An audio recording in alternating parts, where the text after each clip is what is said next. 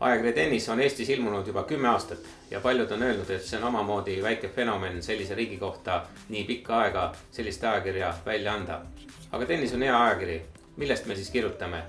Nii rahvusvahelisest tennisest kui Eesti tennisest, tipptennisest, harrastustennisest, noortetennisest, lastetennisest, firmatennisest, klubidest. Kõigest sellest saab tennisest lugeda. Samuti võistlused, treeningud, nõuanded, psühholoogia, tehnika, taktika, toitumine, taastumine. Ka kõik see käib tennisemängu juurde. Ka see on kõik meil olemas. Mulle väga meeldib ajakiri tenniseks, ikka on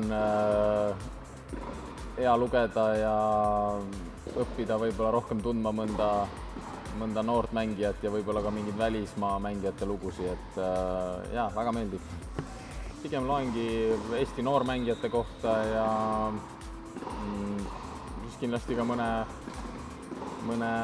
tuntud mängija kohta võib-olla vahest saan teada mõne huvitava fakti, mis muidu pole ajakirjanduses nagu läbi käinud, et ega ma väga palju niimoodi ei uuri mängijate kohta ja niimoodi, aga sealt on nii üht-teist huvitavat olen teada saanud. Ajakiri tennis uut numbrit avades sirvin selle kõigepealt läbi, et vaadata, mis seal huvitavat on, siis loen persoonilugusid ja samuti noortest artikleid, et olla kursis Eesti tennise tulevikuga.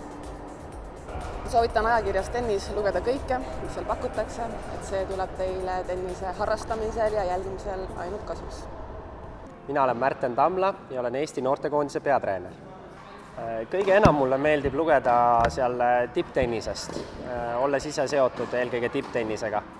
Ja väga mulle meeldib tegelikult, mis on suhteliselt hiljuti hakanud ilmuma, on sellised treeningnõuanded, et vahest on seal füüsilise treeningute nõuanded, vahest on tennisetreeningute nõuanded, et neid on alati väga põnev lugeda ja olen nii mõnegi hea nipi sealt nii-öelda endale tahataskusse pannud, mida hiljem olen oma mängijate peal kasutanud.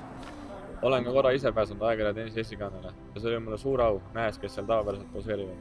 Usun, et see ei jää mitte viimaseks korraks ning ka täiskasvatu klassis saavutan midagi sellist, mis mind taas kaanepoisiks tõstab. Tennis meeldib mulle oma sisukuse ja mitmekesise poolest. Väga hea on see, et kirjutatakse ka meie perspektiivikamatest noormängijatest ning noorte turniiridest.